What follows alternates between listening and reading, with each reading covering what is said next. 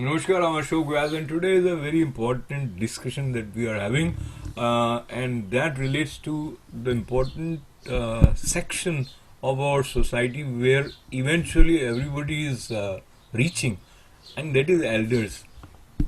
हम सब जानते हैं कि जब बच्चे का जन्म होता है माँ बाप कितने खुश होते हैं। ऐसा लगता है कि संसार की सबसे बड़ी उपलब्धि जो है वो उनके हिस्से आ गई है। और बच्चे को बड़े होते हुए देखना एक ऐसा सुंदर अनुभव होता है जो सभी बार बार अपनी यादों में छूते रहते हैं कि जब मेरा बेटा मेरी बेटी ऐसी थी, ये करती थी, वो करती थी। एंड फास्ट फॉरवर्ड 20-30 साल बाद वो बच्चे माँ बाप के साथ कैसा बिहेव कर रहे हैं उसको हम अपनी सोसाइटी में देख रहे हैं। और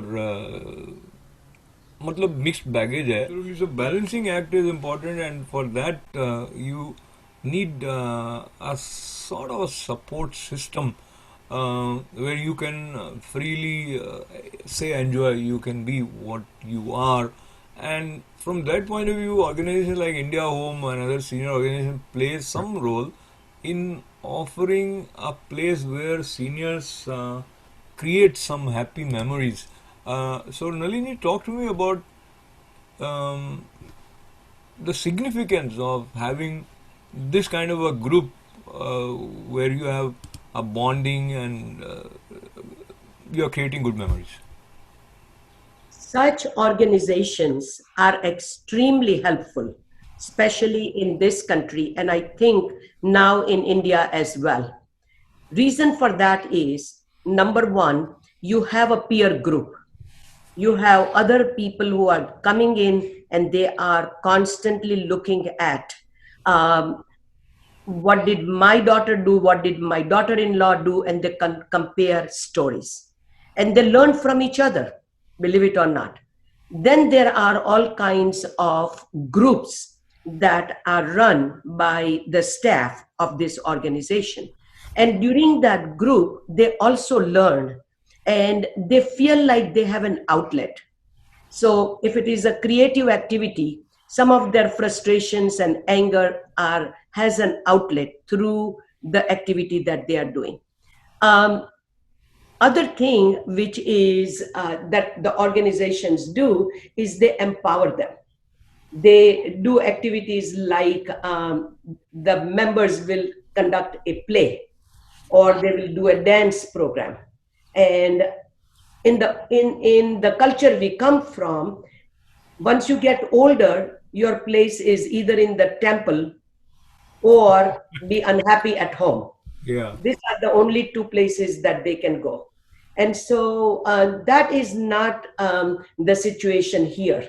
We learned from one organization that given an opportunity to go to a casino, the seniors were very happy to go on a bus tour to a casino, which would be unheard of in the culture from where we come from. Or even the parents who have come here in this country and we say, would you like to go? They would have first thought about it twice. So, so those are the things that organizations provide.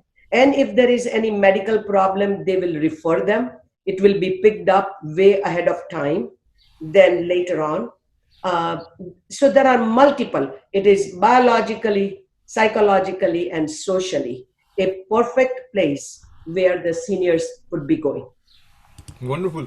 Mukunji, there are two sides which I would like to touch with both of you briefly as we move towards the concluding part of our conversation. One, um, keeping the concern of abuse for some elders. Uh, Abuse meaning there are two parties. There is someone who is misbehaving with them, who is mistreating them. Many times these are family members also. There could be some other angles to this also. But so when I say two parts, how you respond to what is happening to you also increases or decreases or removes. And every elder might not be in that position of inner clarity and mental strength to counter. But let us talk about that first. In terms of your advice to some senior lady who feels that she's not treated right at home. Um, and indeed, we talked about balance, but anything that you can offer as a piece of advice if there is no external help available, and external help in home situations is not easy. Yes, Ashok, I think the guidance is needed in this case because the lady who is not treated well, I think if she comes and discusses with her peers, and her peers might explain that there is a need for her to change before she can implement her rules in the house. Because sometimes the friction arises because there is a adamant attitude by some elderly. So I think when the elderly mix up with their peers and they come to know that one has to calm down, it is a two-way traffic. It is not one-way traffic. And the grown-up children have their own priorities and their requirements. So adjusting to those factors, if elderly person tries to understand what are the strength and weaknesses on the part of other side, then I think it is better that the situation will be improved.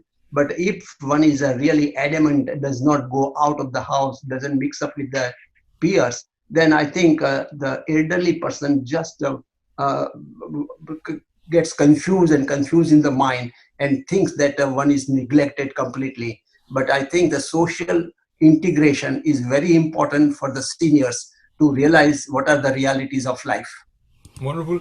I think you make a very good point, and Nalini, very briefly, if what Mukundji has just said, if I use the word assume, it assumes that the senior person who is being affected is open to some suggestions from the peers, or but generally we have heard that once you have certain age, then you are a little bit rigid in your approach about, and you constantly have your mind telling you, oh, I did this, and at least this he or she should have done. So, not taking away what Mukunji said, but what additional insight you can offer on this space for someone who gets bogged down by memories, and he's always or she's always miserable that, oh, this happened to me, this happened to me. You know, Ashokji, in our language, this is an issue of, it's multifold. One, the issue is about control. In our culture, what we have learned is the oldest person has the maximum control. That does not occur here.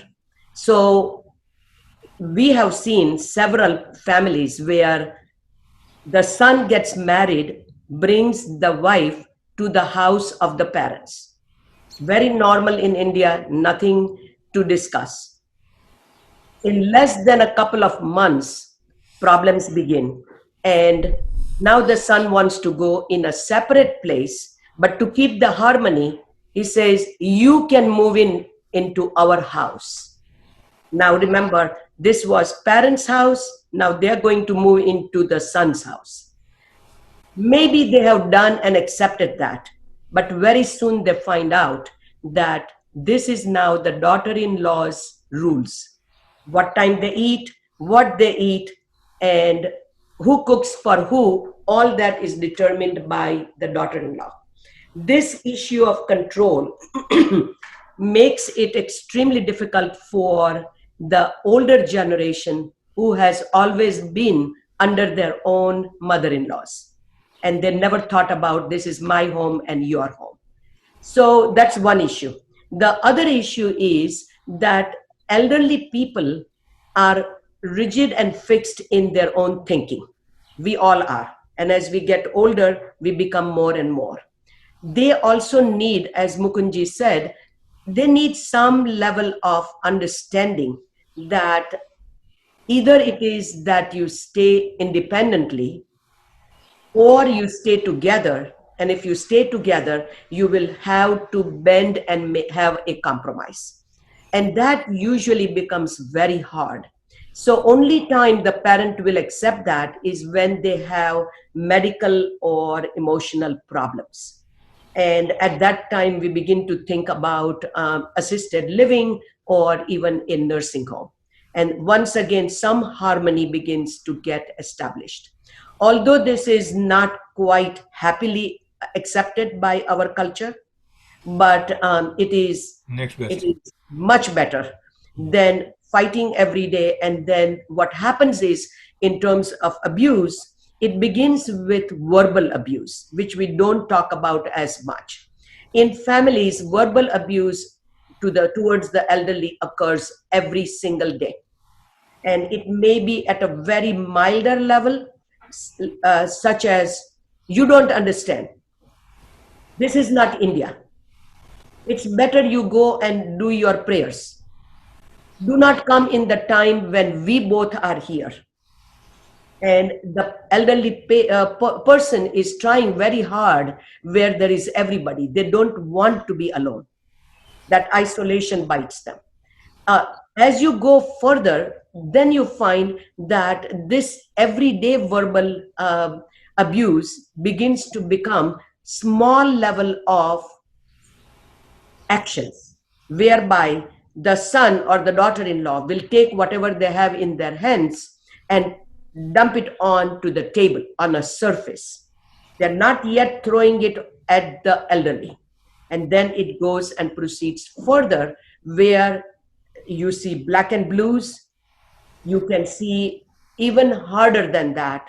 And then that's what in our language we call it as the abuse has become destructive, and it can become homicidal. And that's when we do not let it go that far, but it has to come to our attention. Otherwise it goes that far, and by the time we see these people, it has gone uh, to a very deadly level. We don't want that deadly level to arrive, and in that context, what we are talking, it also helps somewhere someone in processing what they are going through. Whether you are a kid who is looking at your relationship with your parents, or you are someone who is suffering because of the unreasonable behavior. Um, at the end of the day, it is all about finding a sense of total happiness in one's lives. So we all are students of life, and looking at this particular context as a student of life, Mukundji, um, what would you like to say to to the new generation? Why should they consider being considerate for their parents from the point of view of their own equation of staying actually happy?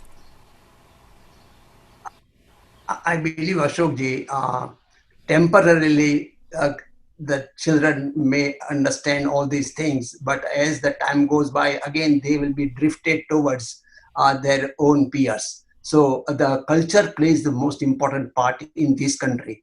In India, it's a completely different. As I said earlier, the people are homogeneous. People are from the same country, same type of behavior and everything. But here it is totally different. So it is a question of compromise on the part of the parents.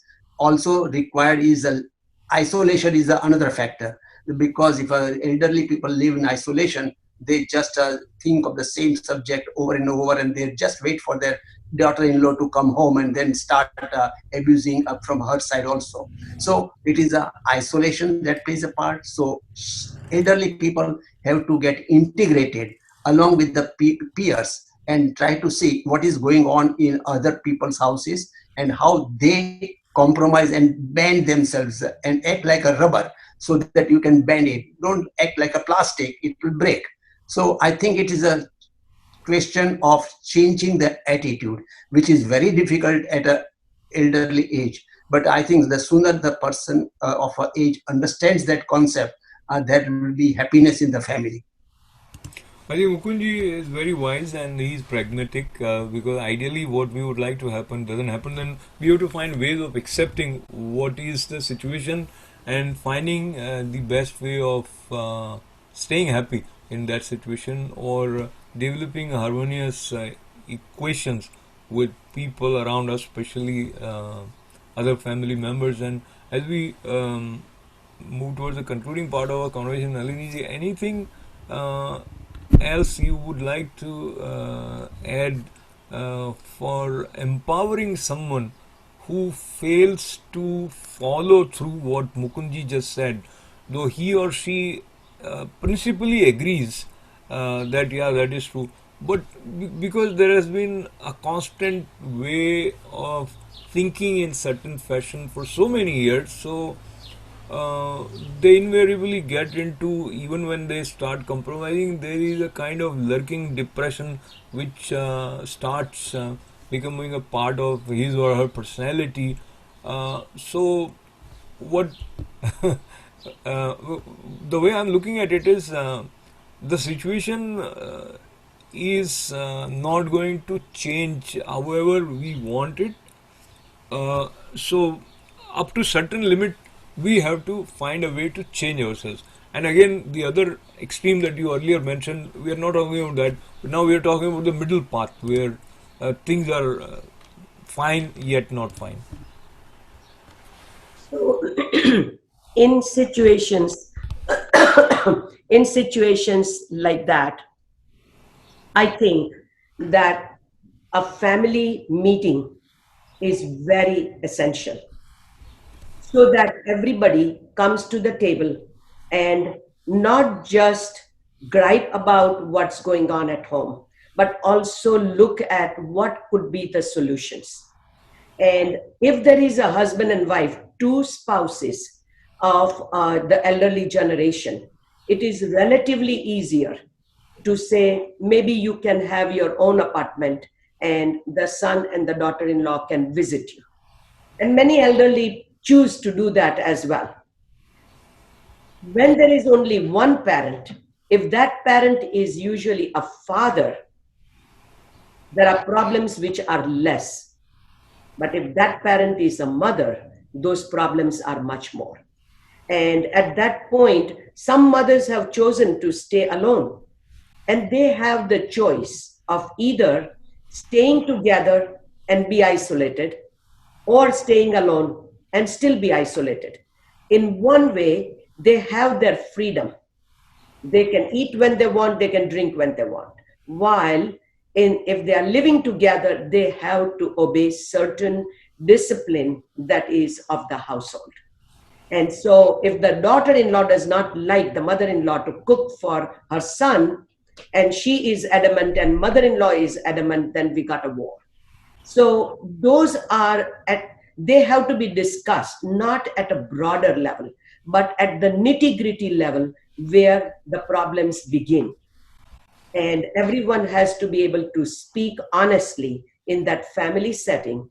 And it does not occur overnight in one setting. It happens over a little while when they establish the rapport with the psychiatrist who also does therapy. I think these are very, very important points, and we have to find the depth of meaning behind the expression we just heard from Nalini ji. Dr. Nalini ji says that either you be together and isolated, or you live separately and be isolated. But in second case, you have more freedom that you can cherish, and in one way, being alive means enjoying a sense of freedom. So we are not free to change the world, but we are partly free to change ourselves. And in that direction, I think the conversation that we have had today is very, very helpful in making us more aware about seen abuse against elders. And as we conclude this, Mukunji, once again, the role that India Home is playing, and in that context, if there are some parents who feel that they are in a state of call it not exactly depression, but they are constantly unhappy because of the experience or the sequence of events unfolded for them. Can they see a ray of hope in some way in organization like India Home? That's definitely Ashokji. I think India Homes tries to have meetings of all the seniors whenever they meet in person or nowadays through the Zoom, and to inculcate in their mind what is going on in the current situation. So India Home is also having to start a dementia center, because people don't generally open up and they say that one has a dementia. But I think when they come to this dementia center, which will be open very soon now, people will be given professional guidance as to how to resolve the problems at home, how to behave, and behavioral science will develop there. So I think people will benefit by attending this type of classes, this type of seminars, and they will understand how to resolve the matter, and compromise is the key to this situation. Very nice. Thank you very much. That's very encouraging. And you mentioned about dementia, so I'll just bring in Dr. Nalini one more time before we actually conclude this session. One, I just recollect based on what I had heard. I was reminded a family that eat together, stay together, they say. So if there is a way whereby family members can at least have a meal together once a week, if not every day, that would also help. But dementia is a big problem. It, it it has something to do with ethnicity also, or only age? That would be one question for you, Nalini. And secondly, any tips based on the activities that you have seen at India Home that you can give for anyone to take care of their memory? Certain normal daily chores or routines that one can adopt to keep keep this continuity of memory for a long time. So, dementia has been studied and researched, but we do not know yet that there is any particular ethnic group that is more inclined to become demented. We do not know that. Second thing is that in dementia, there are multiple different kinds of dementia. Dementia, one word, and we began to think everybody is Alzheimer's. That's also not true.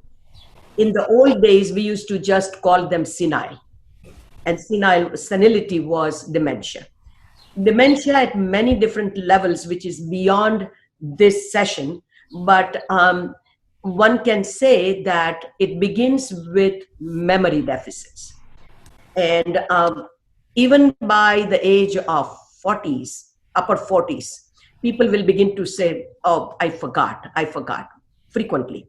And then as we get older, we find out that we go in one room to get something and forget why we got there. Yes. Very common. And then it goes further, and we find out that I had an appointment and I forgot. And we begin to then keep a diary, we begin to keep a calendar. We look at our calendar in the morning, we look at it a few times. Now, this is at the professional level.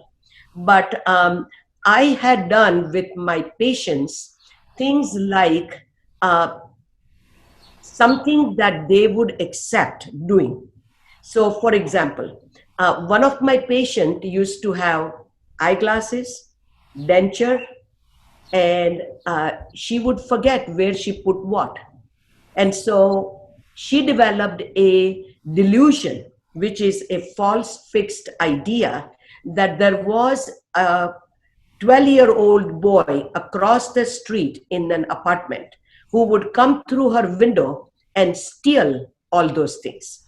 And when I started to treat her, I said to her, how about we write down that there is only one place the eyeglasses are going, another place where the denture is going, and we write down after we have put it in, like a scheduling. I have put it now. So then next time when I forget, I must go there and look at my thing. It so happened that in less than 3 months, she never mentioned that boy who was stealing everything. So I asked her and I said, so how is that boy doing? Is he still bothering you? And she looked at me and she did that. And I said, what does that mean? And she says, she didn't want to talk about it because then she had to accept that there was no boy, that she was losing all these things because her memory was not so good. At which point I told her that I, in the medical school, would you tell me where to look up this? I can tell you on page number 345, you can find this. Now, no more. And she says, oh no, doctor, you are talking like me. And I said, we all get there. So not to think that it was the end of the world, but we forget. And the more we accept that we forget, it is better, because then we laugh about it. And especially when we meet somebody in a party, you look at the person and you say, I know her, I can't recollect the name. What worked for me is to go to that person and say, how are you? Would you believe I know you well, but I've forgotten your name? And we all laugh. No tension, no pressure. And they say, oh, that happens to me as well. Wonderful. No tension, no pressure. When you accept, when you understand, that helps you in moving with a sense of lightness, which otherwise is not possible, because you are also burdening yourself with a sense of guilt that I don't remember, and then you're trying to make up that which is not there.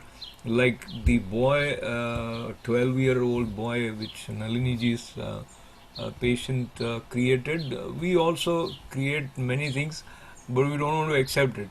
So acceptance leads to a sense of harmony, and harmony leads to a sense of happiness, and that's what we want for everyone. And abusive behavior doesn't serve in anybody's quota of happiness. The one who is inflicting pain on others would also eventually be the recipient of that pain in some or the other form, is what we have experienced and we have heard.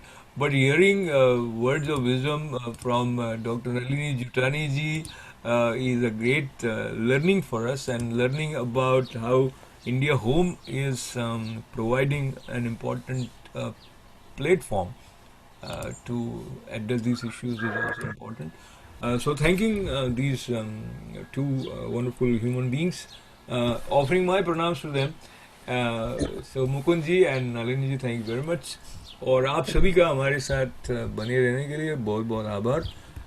We move forward together to create this world a better place, and in that direction, individually or as a part of an organization like India Home, whatever best we can do, we should not hesitate, because there is always an end for everything. And now is the time to end this session with lots of good wishes. This is Ashok Vyas. Namaste. Thank you, Ashok ji.